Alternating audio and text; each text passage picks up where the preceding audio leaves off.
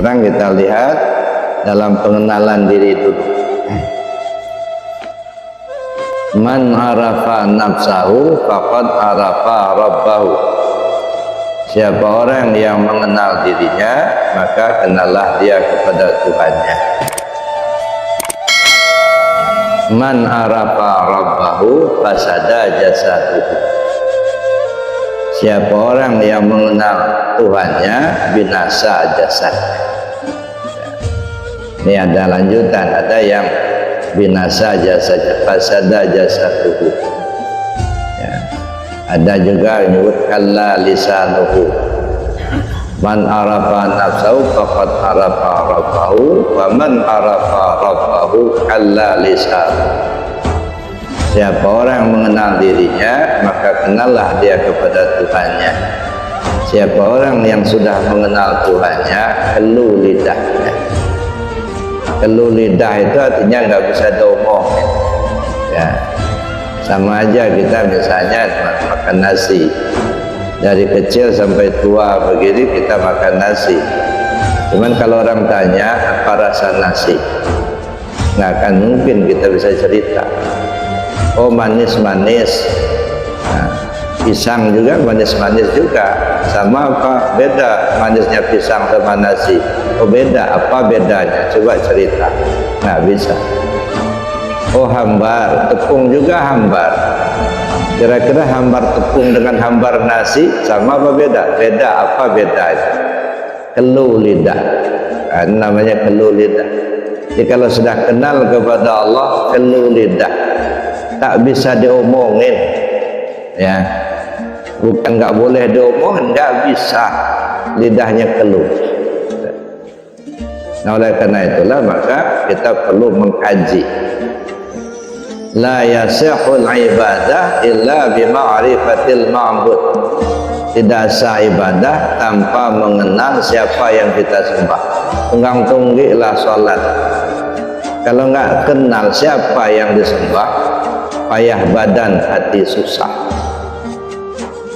Jangan sampai kita katakan kita sudah menyembah Allah, padahal sebenarnya kita menyembah patung. Nah ini ada kajian tersendiri nanti. Ketika kita menempatkan akunya diri kita, di mana tempatnya? Kalau kita tempatkan kepada tubuh, maka kita menyembah patung. Kalau kita tempatkan kepada ruh, maka kita nyembah nafsu, belum nyembah Allah. Nah kapan akunya itu bisa kita sebut menyembah Allah? Nah perlu kita kaji tersendiri. Nah, ketika akunya itu kita tempatkan kepada rahasia diri. Ya, aku sholat sengaja, aku sholat subuh 2 rakaat. Aku siapa? Ya, aku tubuh. Kalau aku tubuh, apa tubuh itu bisa bergerak? Itu gerak itu kan kodrat aku, kata Allah. Oh aku sholat karena aku tahu subuh, aku tahu bacain, itu kan ilmu aku. Ilmu kamu mana? Yang kamu katakan aku itu yang mana? Oh karena saya melihat berangkat dari rumah ke masjid, saya melihat, itu kan basar aku. Oh karena saya mendengar ada azan, itu kan sama aku. Yang punya kamu mana? Yang kamu katakan aku sholat subuh 2 rakaat, aku sholat maghrib 3 rakaat, aku yang mana? Nah ini perlu kajian tersebut. Itu tidak akan tembus tanpa tasawuf, tanpa ilmu tauhid. Makanya mutlak harus ngaji tasawuf kalau betul ingin kembali kepada Allah dengan selamat. Kecuali kalau hanya sekedar ingin dapat bidadari, itu terserah. Ya. Ya. Kebanyakan kita kan arahnya kan ke sana. Pokoknya ibadah supaya masuk surga, gitu ya. Dapat bidadari. Padahal surga itu sendiri kan rahmat Allah, bukan hasil jerih payah kita. Jangan dikira kalau kita sudah rajin betul ibadah bulan-bulan masuk surga, belum tentu Pak. Karena nggak bisa dibeli. Jangankan surga, kelingking satu aja nggak akan kebayar sama Allah. Belum lagi napas, belum lagi aliran darah, belum lagi detakan jantung. Nggak bisa Pak dibeli dengan sekencang apapun kita ibadah. Nah, jadi bukan karena ibadah kita lalu kita masuk surga, bukan, tapi karena rahman dan rahimnya Allah. Allah maha pengasih lagi maha penyayang. Maka yang kita cari itu ridho Allah. Kalau Allah sudah ridho Pak, ya ingat cerita Nasuha, udah ngebunuh orang 100 orang, nggak pernah sholat, nggak pernah puasa, masuk surga. Allah ridho.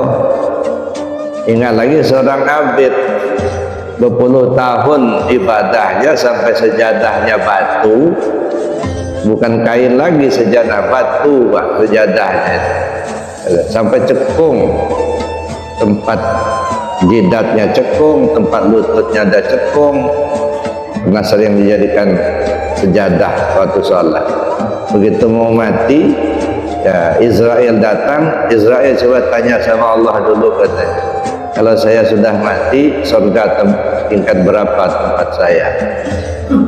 Dijawab oleh Allah, kalau kau sudah mati, tempatmu neraka tingkat 7.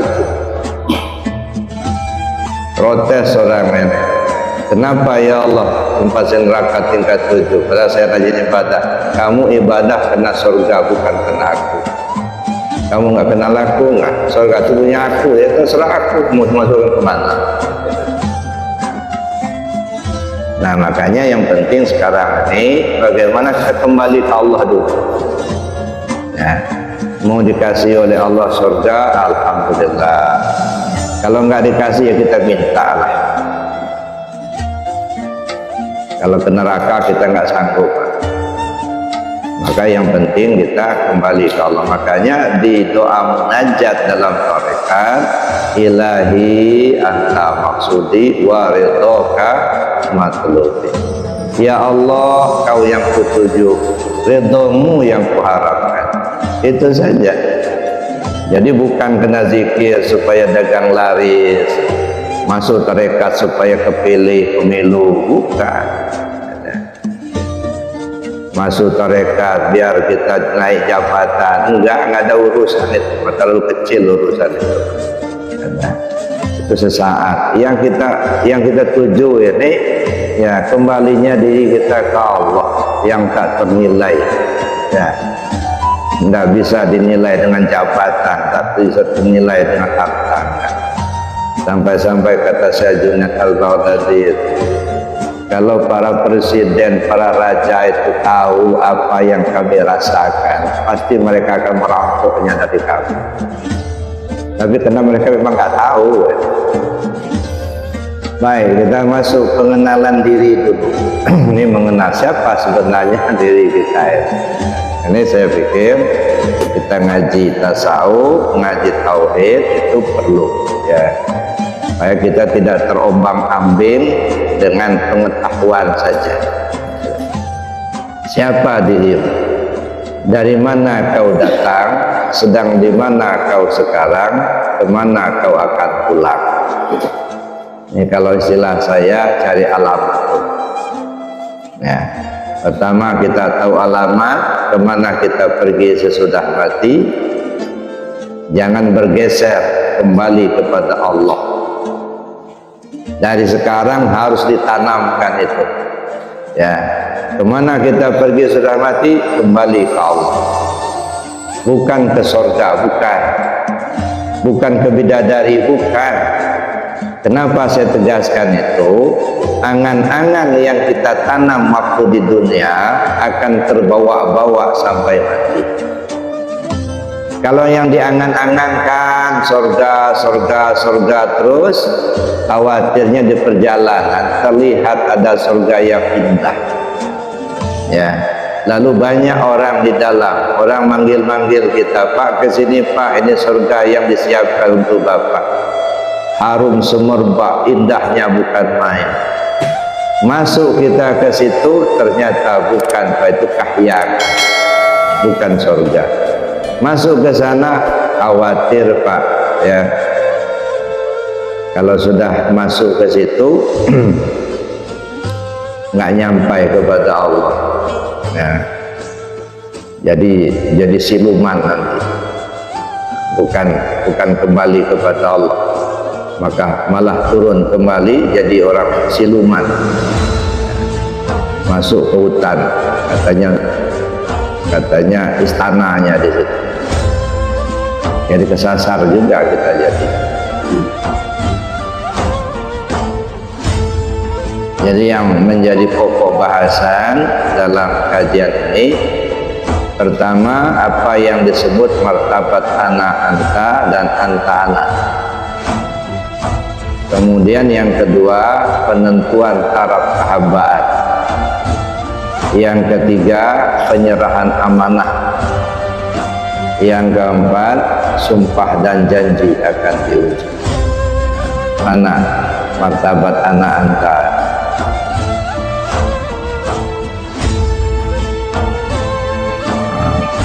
Sebelum kita masuk ke situ, ini perlu saya jelaskan. Inna lillah wa inna ilaihi raji'un. Ini metode kajian tasawuf.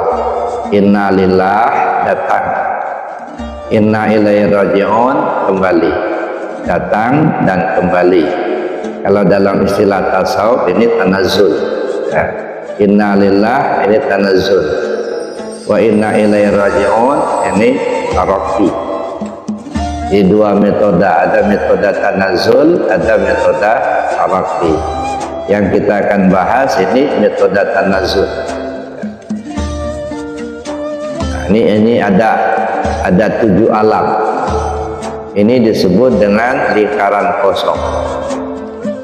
Lingkaran kosong ini disebut alam ahdah. Ya. Kemudian ada titik 1 disebut alam wahdah. Ada titik 2 disebut alam wahdiyah. Ini alif alam ruh. Kemudian Ahmad alam misal, Muhammad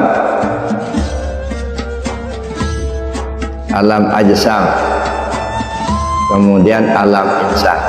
Jadi 7 alam. Jadi metode tanazul itu kajian alam 7. Alam 7, alam wahdah, wahdiyah, alam ruh, alam misal, alam ajsam, dan alam insan. Nah, dalam Al-Quran disebutkan Allahul ladzi khalaqas samawati wal arda wa ma bainahuma fi sittati ayyam. Allah menciptakan bumi dan langit serta isinya dalam 6 hari. Sittati ayyam, 6 hari. Tapi bukan 6 hari yang kita hitung. Misalnya Senin, Selasa, Rabu, Kamis, Jumat, bukan itu. Sittati ayyam itu 6 periodisasi. Nah, kita lihat. Dari ahdah sampai ke wadah itu 1 periodisasi. Wadah kepada wahdiyah 2, wahdiyah kepada alam ruh 3, alam ruh kepada alam misal 4, alam misal kepada alam ajsam 5, alam ajsam kepada alam insan 6. Itu yang disebut 6 hari, 6 periodisasi. Bukan 6 hari Senin, Selasa, Rabu. Nah, inilah dia. Ini terhimpun dalam kalimat la ilaha illallah Muhammad Rasulullah. Ya, ini yang disebut la ilaha illallah Muhammad Rasulullah. Ini disebut alam ketuhanan, martabat ketuhanan. Ya, la ilaha illallah dari alam ahdah, wahdah, wahdiyah, alam ruh, ini martabat ketuhanan. Mulai dari sini Muhammad Rasulullah ini martabat kehambaan. Jadi saya mau cerita sajalah. Ini kalau saya jelaskan satu persatu mungkin jam 8 baru selesai. Martabat ana anta. Nah, kita berangkat dari ke alam kosong. Alam kosong itu sebenarnya bukan alam, karena alam pun belum ada. Maka disebut dengan lingkaran kosong. Ya. Lingkaran kosong itu artinya apa? Ada tapi tak ada. Ya. Tidak kelihatan sama sekali. Kenapa tidak kelihatan sama sekali? Karena alam pun belum ada. Bumi langit belum ada, surga neraka belum ada, aras kursi belum ada, awal akhir belum ada. Ya. Jadi belum ada segala sesuatu. Nah, di posisi ini yang disebut dengan zatul haq atau disebut zatul bukti. Nah, kalau orang Minang mengatakan sebelum alun baralun, sebelum segala sesuatunya ada. Ya. Belum ada bumi, belum ada langit, bulan, bintang, matahari, surga, neraka, aras kursi. Yang ada hanya aku. Ya. Hanya aku. Aku seaku-akunya. Segala sesuatu belum ada. Lalu aku bertanya kepada diriku, yang aku tadi bertanya sama diriku, siapa aku? Kalau aku Tuhan, mana hamba aku? Kalau aku hamba, mana Tuhan? Ya memang nggak ada, memang dia sendiri. Nah, di saat itulah Allah mengatakan dalam hadis kursi, ana kanzan makhfiyah. Saya ini perbendaharaan yang tersembunyi. Fa uhibbu an u'rafa. Saya senang untuk dikenali. Fa khalaqtul asya liya'rifuni. Lalu aku ciptakanlah makhluk ini supaya mereka mengenal aku. Maka tujuan utama dijadikan manusia ini supaya mengenal Allah. Makanya disebut dalam ilmu tauhid, awwalu wajibin 'alal insani ma'rifatul ilahi biistiqad. Kewajiban pertama bagi manusia itu adalah mengenal Tuhan yang dia sembah dengan penuh keyakinan. Itu dulu, kenali dulu. Ya. Jadi yang kita kejar sekarang ini dalam waktu yang relatif singkat. Karena umur kita sudah hanya tinggal sedikit sekedip mata, ya, hanya sedikit lagi. Maka kita harus berusaha gimana kita supaya kembali dulu ke Allah, singkirkan dulu yang lain. Ya, nggak usah ngejar-ngejar pahala-pahala, nggak usah. Ya, perbanyak saja perbuatan baik kepada orang lain. Perbuatan baik kita pada diri kita, perbuatan baik kepada orang lain, udah itu aja. Mau dikasih pahala mau nggak, terserah Allah. Ya. Kita nggak ngejar itu, nggak usah ngejar surga, karena surga itu rahmat Allah. Yang dikejar sekarang ini gimana kembali ke Allah, ketemu Allah dulu. Ya, itu yang dikejar. Ya. Makanya kita perlu mencari, memahami dulu. Ana kanzan makhfiya fa uhibbu an u'rafa fa khalaqtul asya liya'rifu. Saya ini adalah perbendaharaan yang tersembunyi.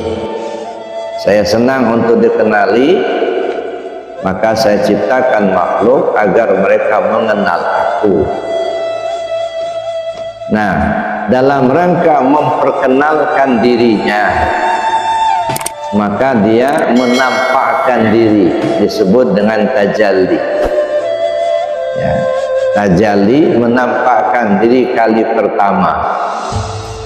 Titik satu. Nah, ini titik satu. Ini dalam rangka menampakkan diri pada kali pertama. Pertama kali menampakkan diri. Tapi belum ada yang melihat selain dia sendiri. Nah, alam pun belum ada. Nah, ini yang disebut dengan alam wahdah. Ya. Lalu kemudian dia menampakkan diri kali kedua. atau disebut dengan alam wahdiyah. Yang ini disebut nur zat. Ya. Kalau ini disebut zat, maka di titik satu disebut nur zat. Menampakkan diri kali kedua atau titik dua atau disebut nuqtah tsani. Ini penampakan kedua kali. Itu menjadi Nur Muhammad. Jadi sebenarnya siapa itu Nur Muhammad? Ya dia itulah. Ada. Jadi dia menampakkan diri pertama disebut Nur Zat. Ya, tapi kalau Nur Zat masih terlalu jauh. Ada. Masih terlalu dalam. Maka dia menampakkan dirinya lagi kali kedua disebut Nur Muhammad. Ya. Nah, di Nur Muhammad itulah mulai terciptanya alam. Ana minallah wal alam minni, kata Nabi. Saya dari Allah, alam semuanya ini dari saya.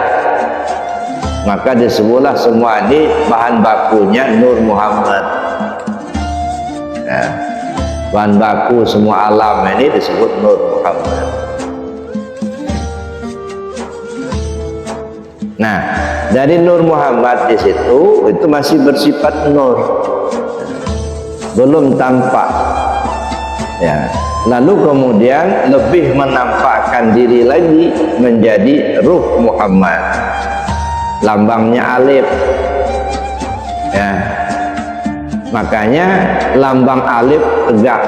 Nah, tegak berdiri betul. Makanya kalau sholat, ya, kalau sholat kita pertama niat, lalu kemudian tegak berdiri betul, kan itu surutan rukunnya. Tapi pelaksananya tegak dulu, tegak berdiri betul. Dalam syariat yang tegak berdiri betul itu artinya tubuh kita sejajar dengan bahu, kaki sejajar bahu. Itu tegak berdiri betul. Zaman sekarang ini kan banyak tegak ngangkang. Nah. Dalam fikih itu yang disebut tegak berdiri betul. Artinya tegak berdiri betul itu apa? Tubuh kita berdiri, kaki sejajar bahu. Itu syariatnya. Ya, hakikat tegak berdiri betul itu apa? Isi di dalamnya itu tak berubah. Mulai takbir sampai salam, ya, enggak berubah. Itulah hakikatnya. Ya, kalau di dalam sholat takbirnya mengucap Allahu Akbar, kalau salam mengucapkan Assalamualaikum, kan gitu. Tapi hakikat mulai takbir sampai salam itu apa? Mulai lahir sampai mati. Takbir itu lahir, salam mati. Dimulai lahir sampai mati enggak berubah, itulah harus menjadi pegangan. Nah, dari situlah Nur Muhammad, terciptalah alam sekitarnya. Ya. Dari Nur Muhammad itulah kemudian terciptanya surga, neraka, aras, kursi, terciptalah bumi dan langit. Ya. Kemudian dari nur tadi menampakkan diri lagi lebih jelas, disebut alam ruh. Nah, di sini baru ada Ruh Muhammad. Ya, belum ada ruh yang lain, masih dalam genggaman Ruh Muhammad. Dari Ruh Muhammad itulah kemudian terciptanya segala ruh yang ada. Ya, jadi Ruh Muhammad. Makanya kata Nabi, ana abal arwah wa Adam abal bashar. Saya ini bapak semua ruh, sedangkan Adam bapak semua tubuh. Artinya apa? Ketika bicara ruh, Muhammad namanya. Ketika bicara tubuh, Adam namanya. Nah, ini kita pisahkan dulu, mana yang Nabi Muhammad, mana yang Muhammad. Kalau Nabi Muhammad ibarat matahari dengan sinar. Kalau Nabi Muhammad itu mataharinya.